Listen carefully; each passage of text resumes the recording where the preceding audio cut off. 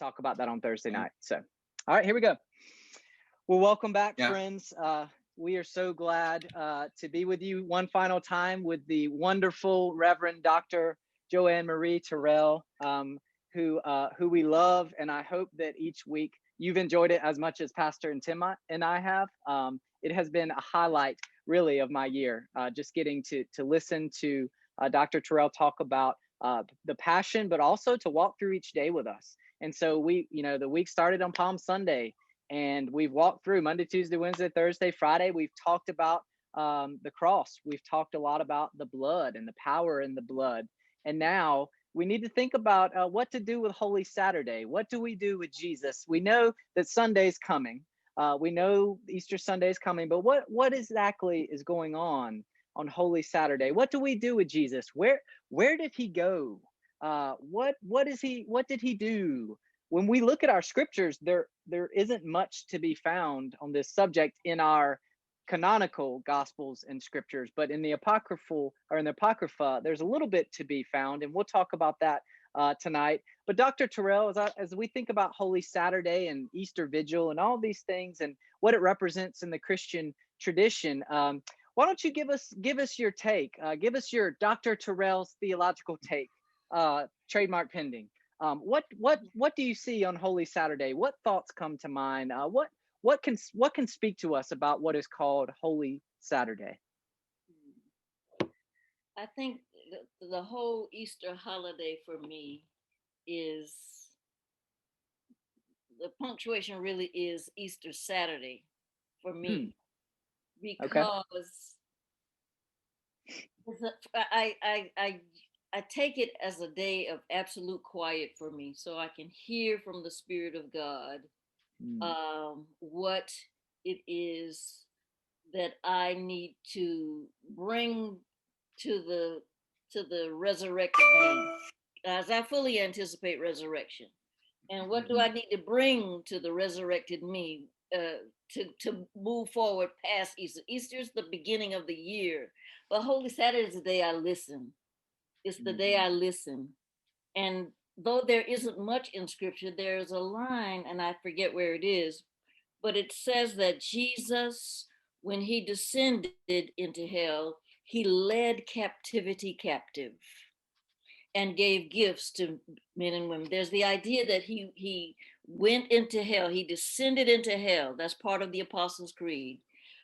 He descended into hell. It's that line has been removed from many modern iterations of the Apostles' Creed, but he descended into hell, and there he led captivity captive and gave gifts to men and women, and the gift of freedom, the gift of release from the hells that they've been in, and the gift of the knowledge of the steadfast and eternal love of God that goes as far down as you are to lift you up. As if he has to reach way down, the song used to say, Jesus will pick you up. And so I always said that it's not what a religion literally gives us that's important. It's what it wants to give us, and it wants to give us this freedom from hell, from the hells that we've created for ourselves, from the hells that others have created for us, and to give us gifts, the gifts of our own discernment, the gift of our own intellect, the gift of our own passions for life, the gift of what we enjoy most about life, which is coming again. That's the promise of Easter, is that is coming again. And so to me, to receive that on Holy Saturday is to sit quietly and to reflect on what I need to take forward with me into the new year, so to speak. Easter should be the beginning of the new year for Christians.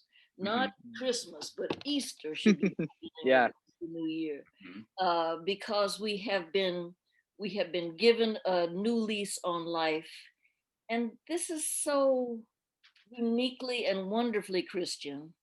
that that that we have this promise of God going forth with us, God going forward with us and helping us to leave behind what we need to leave behind, the things that need to die, the sin in us that needs to die. And when I say sin, I don't mean any particular list of things. I just mean our own capacity to to miss the mark, to miss the point, to to miss um, um, opportunity to make deeper and deeper connections with each other. And so Holy Saturday is the time to reflect on the kinds of relationships I need to make, the kind of way I want to regard myself going forward, the way I want to regard others. How do I speak a new language? How do I speak the language of resurrection? That's not exclusive of anyone or any faith tradition or anything. How do I speak that language of the capacity to be born again, to be born anew, to be baptized from above? And this is what I think the gift of Holy Saturday is, a day of contemplation that this man really died and he stayed in the grave. And while he was in the grave, he was busy. While his body was in the grave, he was still busy doing things. Uh, uh, Not only for the communities that he left behind, but for those that subsequently followed us. He was giving us something. He was giving us the idea that death does not have the last say. He was giving us the hope that what we do is relevant. He was giving us the notion that we are never, even in death, we are never disconnected from God. We're never disconnected from God. That that God, that in life and in death we belong to God. Yeah. So this connects with his "into thy hands I commit my spirit." Yeah. What trust he invokes in all of us, or evokes in us. Yeah, what trust? I mean, if I can trust God like that, I can trust God enough to die. Yeah. Yeah. Yeah. I love that. I love that there's a tension here, and hearing you talk about preparing yourself. I think it's no coincidence then that this was a time historically, even with Saint Augustine, where people would fast and people would be baptized, and people would pray vigil, sort of light, as if reminiscent of Jesus in the garden, right? And praying at night and living in this liminal space of maybe something feels like it's dead or dying, but knowing that death and dying doesn't have the final say, that we are a Paschal people, a people of the resurrection. I think that's really important to think about how, as you said, even when we don't realize it, even maybe when we think all hope has died, God is at work, right? Things are being transformed, even when we can't see them. See, I love the Harry Potter series. I love it. Me too. And the thing that stays with me the most is expecto patronum. I expect help. I expect God's help. I expect it, and it's a faith statement. It's a faith claim, and it's kind of like what Jesus did. I expect help. When my God, why have you forsaken me? I expect help. Expecto patronum. That's what Holy Saturday is for me. The time when those words matter most, or words like that matter most. That I expect the help of God to survive even this, to whatever this is. I expect your help. I can expect your help because I have received your help in the past.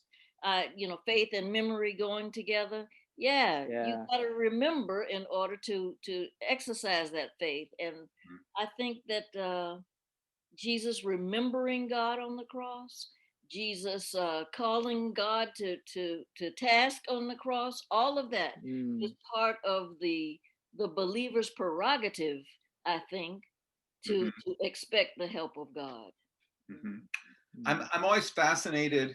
I know I've got to leave you all in a minute or two, but I'm always fascinated by, as I think about this day on the cross, I think that this is sort of where Jesus's humanity peels away.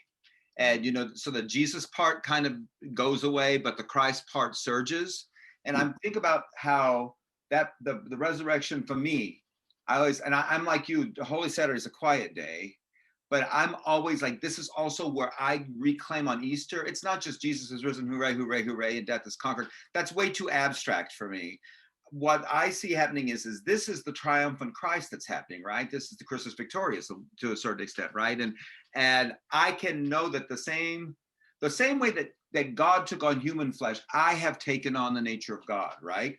God breathed God's life to me. And Easter for me is a time of reclamation, saying, yeah, remember, this God is alive in you.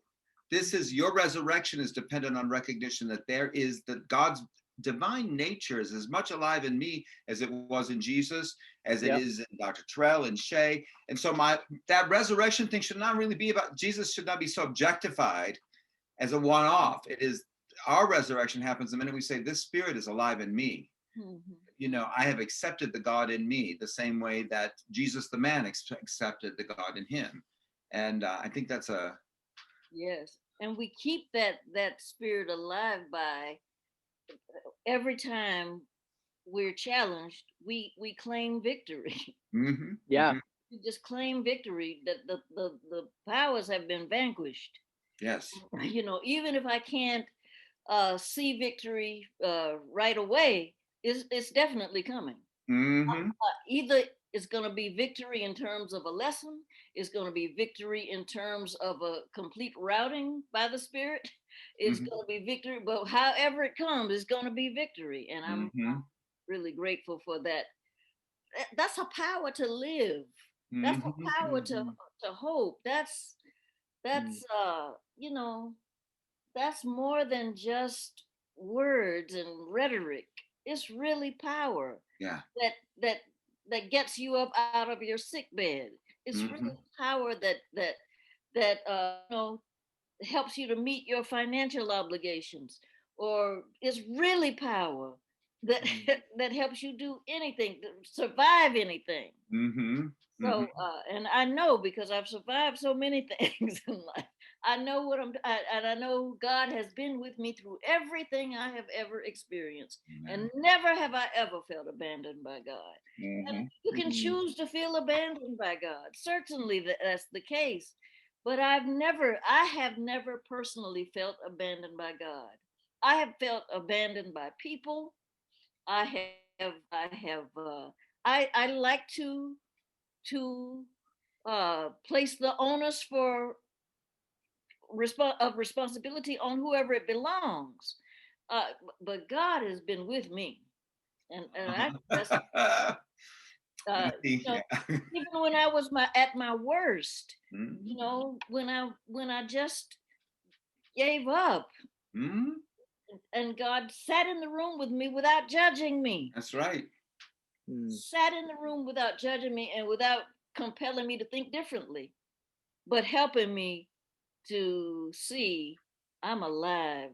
That's right. For a reason. I am here in order to continue to be a blessing and to continue to experience God's blessings. So, so I don't know how that'll shake out in the end, but I know that I trust God to make everything to make it all worthwhile. They used to sing a song, it'll be worth it all when we see Jesus. It'll be worth it all when we see God. you know, it'll be worth it all. And it'll be, and that's not to take anybody's situation lightly at all, or to promote a pie in the sky kind of theology. That's not what I mean by that. I just mean that beyond this, there is hope. Beyond everything we suffer, there is joy, you know, Mm. and joy can be had regardless. It can be had even in the middle of stuff. And, you know, What did he say? I've told you these things that your joy might be full. might be full. Might be Mm. full. Mm, That's being alive.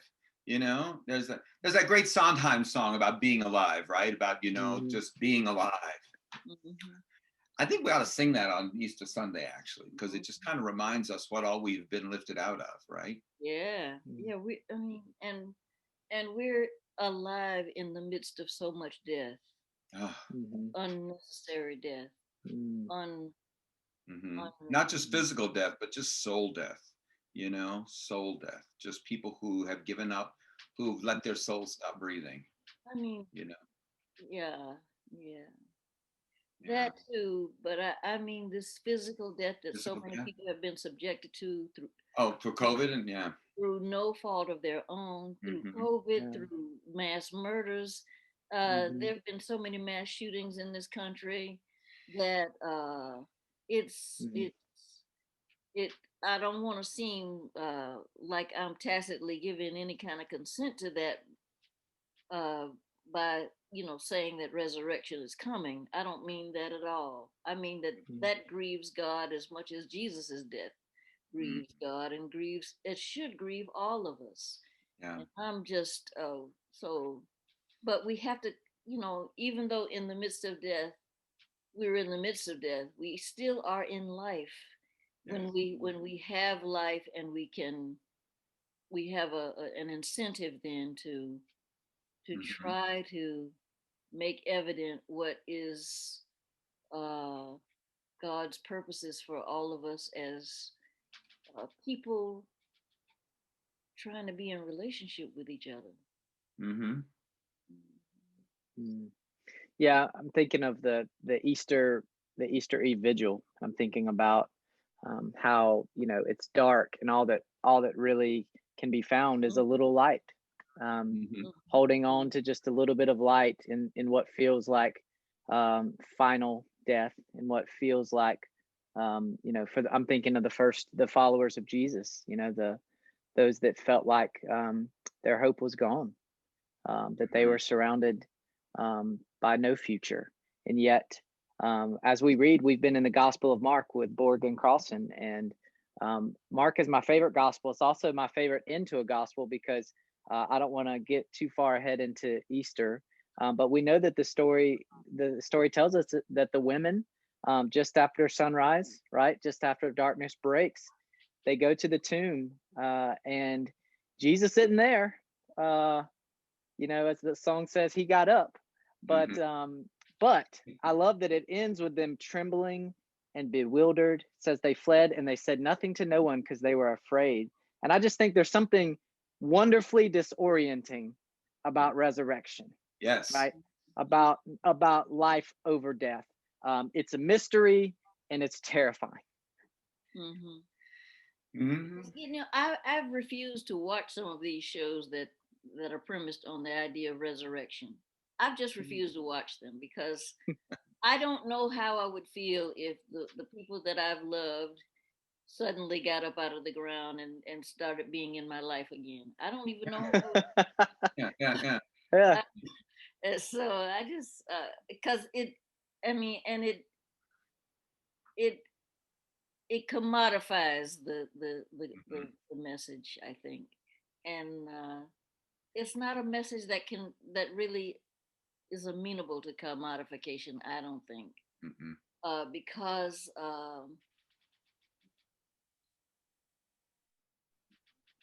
it's such a unique gift of Christianity to the world that you know our Savior got up. Got up. Mhm. It's such a unique gift, and and that and that's the gift to the world, the idea that this is not the last Hmm. word, that our primal fear of death is nothing to be afraid of, Mm. so Say a little more about this and about this being our unique gift to the world. I love that idea, and I think that so many of us are acculturated to just accept the Easter story. We're told it before we're old enough to appreciate it, right? And so it never really gains that kind of traction. Put some spurs on those wheels for us so that it can stick a little better to us. It is a unique gift. It really is a unique idea. I mean, no one else makes this claim in their religious system. Make this claim because I think psychologically, the fear of death motivates a lot of religion. It motivates a lot of what we do. And we love to just tell that story because it's something that's so good. It's so it can be really freeing if we don't have to deal with that fear too. And so, but I don't think we, like you said, we think about it in that way, that it's a unique gift because we we learn our Easter speeches very early before we even know how to talk, and it becomes rhetoric to us. I mean, and in a sense, it may very well be a rhetorical schema that gets us to be religious in particular ways, that gets us to decide that we're going to heaven regardless. It may, be a rhetorical thing. It doesn't have to necessarily um, be literally true. It's just Right. the truth of it is that what it wants to give you is release from that fear, release from that fear. And I think if we could release ourselves from the fear of death, and to release ourselves into the hands of God, to trust God immensely, so that I mean, everything is subject to change anyway. Death is coming for sure. But if we get some kind of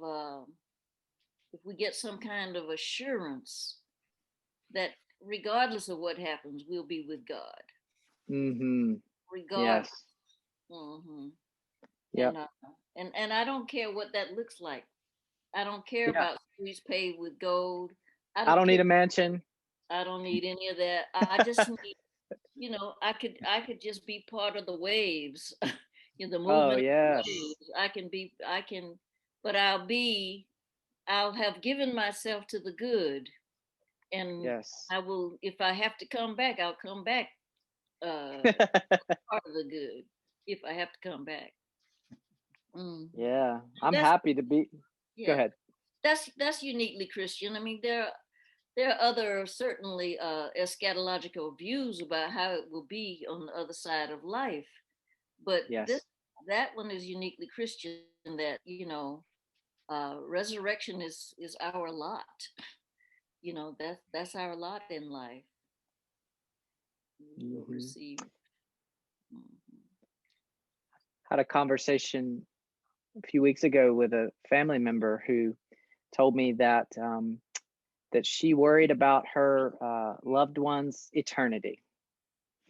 And I said, really? Tell me more about that, And so the more she talked about it, I feel hell and gonna be eternally separated and stuff. I said, well, actually, what sounds to me is actually like you fear death more than, because we can't know beyond, like you said, happy to be in the waves. I'm happy to be in good soil, bringing forth new life. And I know that in life and in death that I'm in the hands of God. I know that. I believe that.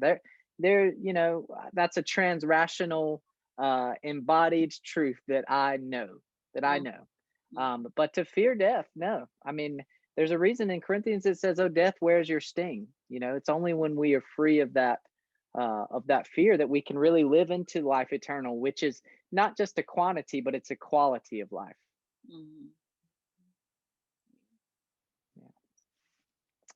Well, Dr. Terrell, thank you so much for your time, your wisdom, your brilliant theological insights over this series.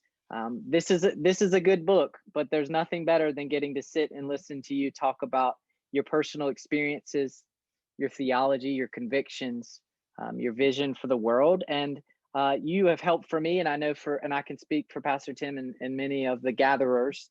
You've helped us reframe our understanding around what the passion is, what animated Jesus, what drove him, how we can understand the last week, how we can understand the cross and the blood, and now how we can sit in the silence of Saturday as we look forward to what and who we are to become, knowing that Easter Sunday is coming, rather than always just approaching it from Easter Sunday. I think we've learned a lot by taking the journey with you.